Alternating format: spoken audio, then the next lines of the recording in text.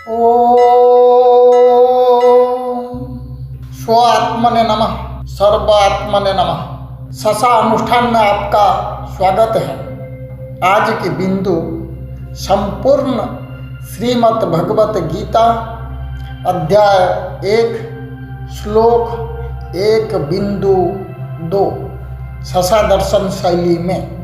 श्लोक 1.2 संजय उवाच दृष्ट्वा तु पाण्डवानीकं व्यूढं दुर्योधनस्तदा आचार्यमुपश्य गम्य राजा वचनम् अब्रवीत्।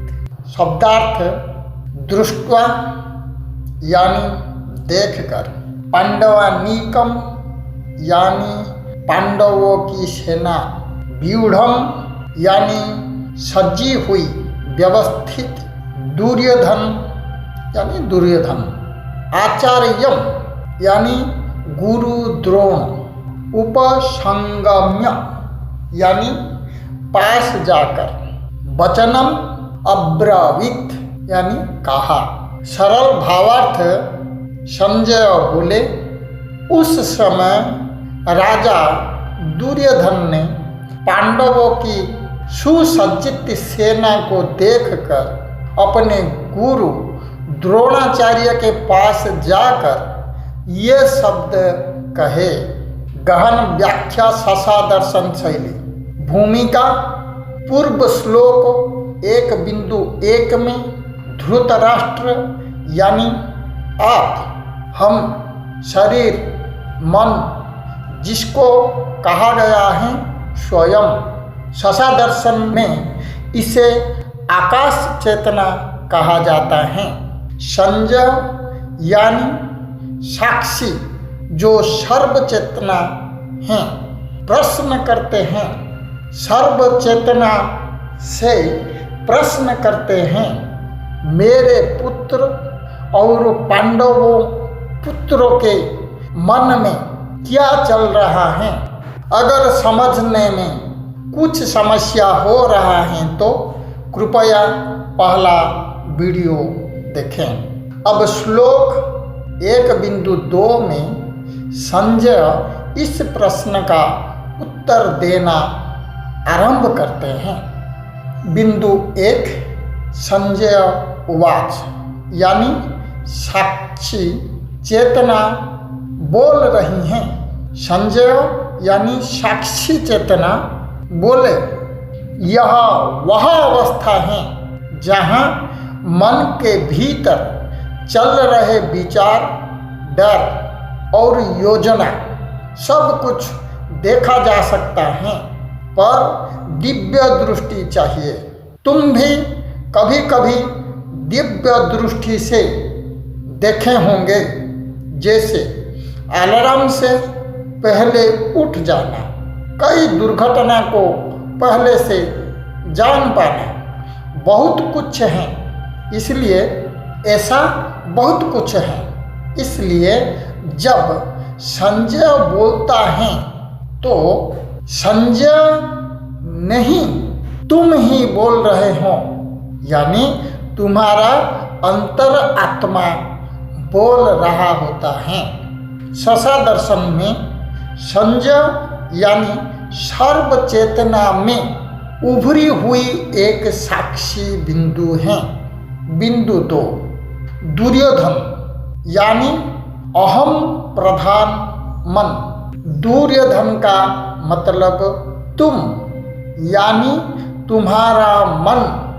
दूर यानी विकृत प्लस योधन यानी युद्ध करने वाला, अर्थात जो स्व से दूर हैं। युद्ध करना उसका स्वभाव है, क्योंकि अहम को दूसरे की जरूरत है।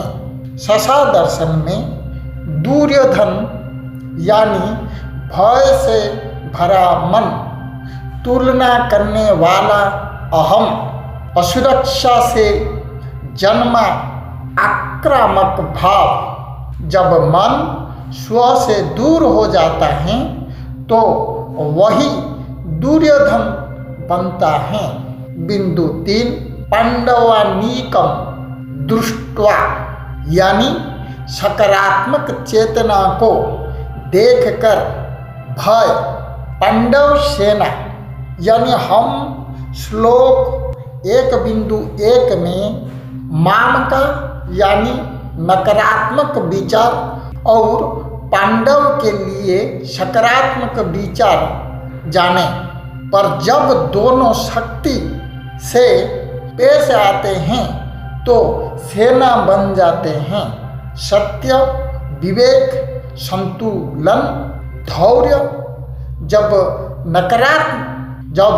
नकारात्मक मन सकारात्मक चेतना को स्पष्ट रूप से खड़ा देखता है तो उसे सबसे पहले डर लगता है। यह बहुत सूक्ष्म बात है, इसमें मनन और चिंतन की आवश्यक है। गलत मन सही को देखकर पहले घबराता है। बिंदु 4 व्यूढ़म यानी सुव्यवस्थित चेतना। व्यूढ़म यानी अच्छी तरह से सजा हुआ। ससा दर्शन में जब स्व के आसपास विचार, इंद्रियां और विवेक संतुलन में आ जाते हैं तो चेतना व्यूढ़ हो जाती है। इसलिए पांडवों की सेना अंदर से मजबूत है। बिंदु 5 आचार्य द्रोण स्मृति और संस्कार। दुर्योधन सीधे युद्ध नहीं करता, वह पहले आचार्य के पास जाता है। क्यों? ससा दर्शन में आचार्य यानी पुरानी सीख, संस्कार, अहंकारी मन हमेशा पुराने ज्ञान का सहारा लेकर अपने डर को सही ठहराना चाहता है। आइए नींद वाला उदाहरण से स्पष्ट रूप में ससा दर्शन नींद वाला उदाहरण से समझते हैं। मान लीजिए एक आचार्य हैं, उसे नींद के बारे में पूरी जानकारी है।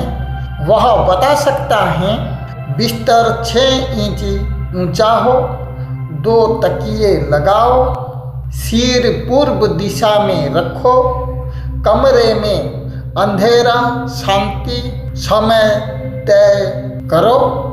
यह सब सोने का तरीका है, लेकिन नींद का अनुभव नहीं। आचार्य खुद की नींद का अनुभव कर सकता है, दूसरे की नींद वह नहीं दे सकता, न वह नींद को ट्रांसफर कर सकता है, न यह कह सकता है कि अब तुम्हें नींद आ ही जाएगी। अगर कोई व्यक्ति दवा के सहारे नींद को प्राप्त कर सकता है पर उसे नींद नहीं, उसे मूर्छित कहा जाएगा, क्योंकि सुबह जागने पर जो नींद से जागता है उसे आत्म तृप्ति का अनुभव होता है और जो मूर्छा से जागता है उसे आत्म तृप्ति का अनुभव कभी नहीं होगा। ससा दृष्टि से जानकारी एक मार्ग है, अनुभव स्व अनुभूति होती है। आचार्य विधि बता सकता है लेकिन सीधी नींद नहीं दे सकता।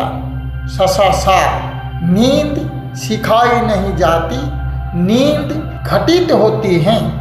उसी तरह शांति, ध्यान, आत्मबोध आचार्य इशारा कर सकता है पर अनुभव तुम्हें स्वयं होना होता है। यह पंक्ति में सोने की विधि ज्ञान है, नींद स्व का क्षेत्र है यानी स्वक्षेत्र है। बिंदु 6 राजा वचनम अब्रवीत यानी अहम बोलता है। यहाँ राजा शरीर का राजा है परिधान से और यानी पोशाक से, किंतु मन का राजा अहम है। जब अहम बोलता है तो शब्द नहीं, डर और असुरक्षा बोलते हैं।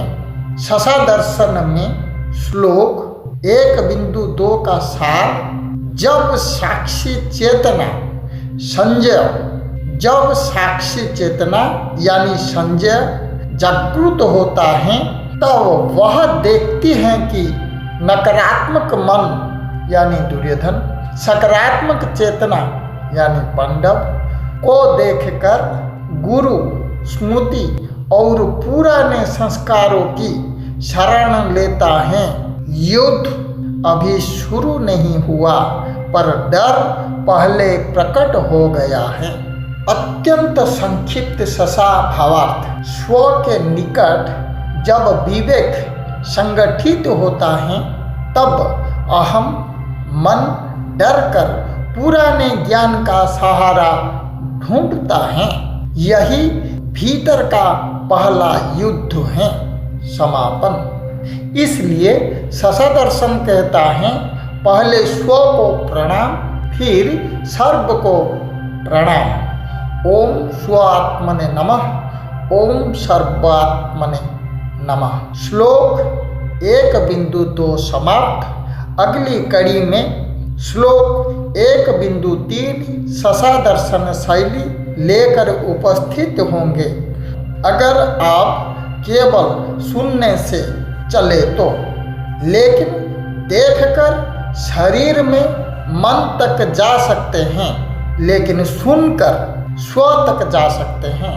इसलिए अगर आपको यह व्याख्या स्वयं को प्रभावित करती हैं तो आगे हमारे साथ जुड़े रहे और कमेंट करें, लाइक करें, चैनल को सब्सक्राइब करें। ससा अनुष्ठान में आपका स्वागत है। ओम स्व आत्मने नमः। धन्यवाद।